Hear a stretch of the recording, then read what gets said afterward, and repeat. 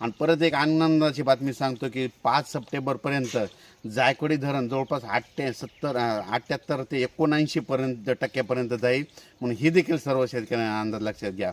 म्हणजे मराठवाड्यातल्या शेतकऱ्याला सांगायचं झालं तर जायकवाडी धरण हे जवळपास 79% 5 तारखेपर्यंत भरणार आहे म्हणून हे अंदाज लक्षात येतात. आता सर्व शेतकऱ्याला सांगू इच्छितो की राज्यामध्ये 27 ऑगस्ट 2024 आजपासून राज्यामध्ये उत्तर महाराष्ट्र, धुळे, नंदुरबार, जळगाव, नाशिक, सटाणा, मालेगावपर्यंत 30 ऑगस्टपर्यंत भाग बदलत पाऊस राहील म्हणून हे अंदाज लक्षात येतात. त्याच्यानंतर नाशिक, सटाणा म्हणजे धुळे, नंदुरबार, जळगावकडं, नाशिककडं उत्तर महाराष्ट्र 31, 1, 2, 3ला उघाड भेटेल. म्हणजे 3 दिवस थोडे उघाड भेटेल म्हणजे पावसाचा जोर ओसरेल.